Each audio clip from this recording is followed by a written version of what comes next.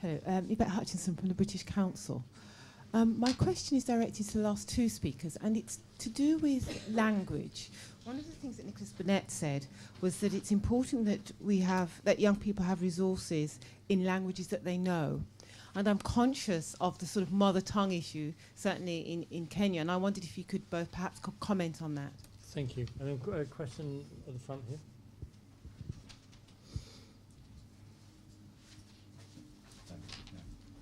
It's Chris Berry, DFID. I just wanted to build on Nick's comment and for the two case studies, because it would be useful just to hear reflections on what can we learn from the expansions that have happened in primary for what's now happening in post-primary, and that the case study tells us in terms of making sure those investments are as effective as possible. So just your reflections on that would be great. Thanks.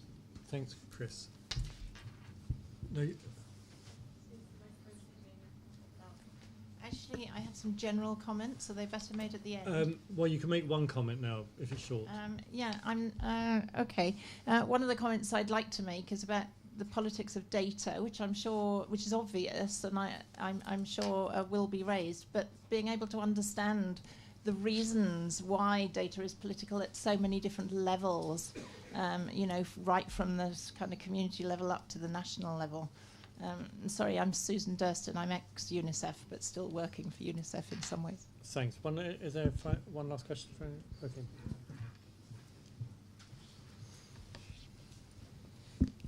Thanks. Dan Jones from Results UK. It was a quick question to the speaker from Kenya. The last time I was in Kenya was just before the last presidential election. So I was there in 2012. And when devolution was being talked about in a sort of theoretical way, the devolution of power to the county level in Kenya, there was obviously lots of talk about education during the election period. But post-election, has there continued to be that commitment to education? And how is that working practically in terms of the devolution to the county level? Is that commitment being followed through to the county level and to the implementation level? Thank you. Chris, why don't we start with that? I think there are really two of those questions directed to you, or maybe one partially to Nick as well, on language, language of instruction. And then this question. Sure, thank you. Thank you very much. Language of instruction. You see, in paper, there's a policy that the first 3 grades use mother tongue. In practice, it doesn't happen. Why? Because the language of testing is English. And parents know very well that I don't want to waste my child time learning mother tongue. 2, the language issue in Kenya is so politicized because of the tribal thing. We are 42 tribes, and people don't want their children, because Kenya, people are working in different places. If I'm working in a Kikuyu area, should my child be taught in Kikuyu? We don't want that. So there was last year there was a directive from the Ministry of Education saying that you have to, teachers must implement the language policy. There was a lot of outcry even from the teachers' union. I wrote a whole page article myself against it. So in Kenya, it can't work in practice. In terms of devolution, one of the factors why education, the progress was made in post-primary education is because education became a political platform. And 2002, 2007, 2013, the promise was, if we are elected, we'll give you this. If we are elected, we'll give you that. In 2013 election, the people who are now ruling promised to give the grade 1 children laptops. All of them. They have not made it now because it's too expensive. Now the opposition is using that and say, you see, they promise that they can't deliver. In terms of devolution, the constitution is very interesting in the sense that the only level of education which is devolved is pre-primary. But both primary, secondary, and university is still at the national. So politicians are not much talking about it at the devolved level, but the pressure is there, putting pressure on the government to do something. Thank you. Rick Soren, do you want to take Chris's question, which is about, I think about the sort of the pressures in the system associated with rapid expansion of secondary education and tertiary.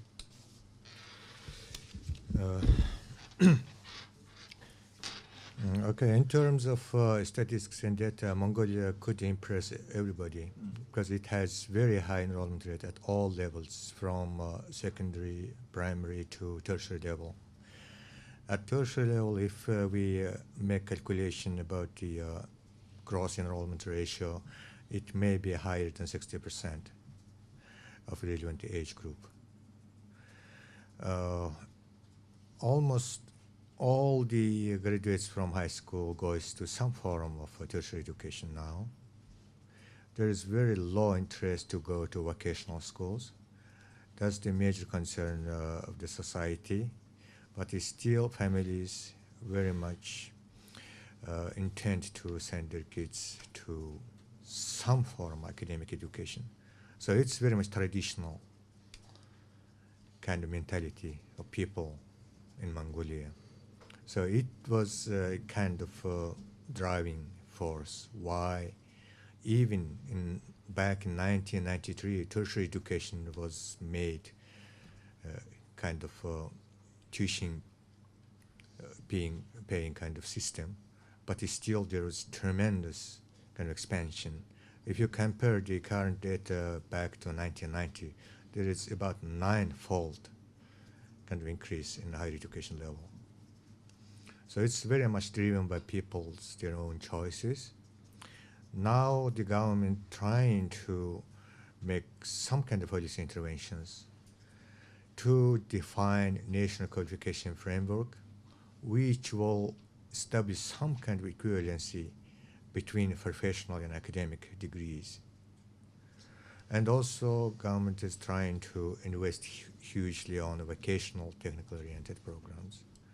So in contrast to Kenya, actually right now at the parliament level, there's ongoing debate how the country will be developing after 2020. So one of the major areas is the education. Because of this current location and situation of the country, we see education as the basis for future development. And politicians are declaring that we will be doing some kind of transition and preparatory work for knowledge-based kind of society in Mongolia. So in that regard, major focus should be given to post-primary, tertiary education level. And also the government is planning to invest even more. Right now, not only public and also private investment is increasing. If you look at the numbers, it's somewhat confusing. For the nation of less than 3 million people, we have about 100 institutions of higher education. Some years ago, it was almost 200. Number is now decreasing, but it reflects the interest of the people to tertiary level education. Thank you. Actually, I want to just give a final question from one of the online audience to Nick, which is from Manos Antoninis at the Education for All Global Monitoring Report, which is this, that the development progress studies focus on national initiatives. How have international initiatives, in particular Education for All, contributed to changes? And what are the lessons for post-2015?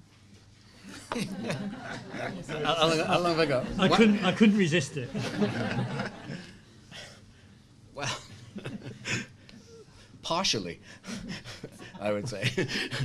In other words, somebody earlier commented, that the goals seem to be largely irrelevant. I don't think that's true, but that their greatest relevance so far has been for audiences in places like this and for donors, aid donors and so on, and that is a big question. But I do think that they have been very influential in that, and you see the adoption by aid agencies of MDGs and EFA goals and so on. I mean, whether, yes, there are problems now like aid for education falling and so on, but it doesn't mean to say that they haven't been very influential.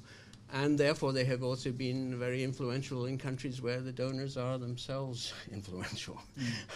But so for me, the biggest issue around the international goals, which we absolutely don't have time to discuss now, is this one of ownership. And I mean, the theory is fine if these are international goals universally adopted, and then those with funding come along and support them also, great. The question is really around that universal adoption, and whether it really was universal, even though it was sort of voted for by the countries in the UN. Thanks very much, Dick. My own strategy whenever I'm asked a difficult question about post-2015 is to go and ask Claire Melamed, who works here, actually. So I'd really recommend that anyone who wants further reflection on that, go and look at Claire Melamed's site on their ODI webpage. So thank you. Let's do another change, but thank you so much for our speakers.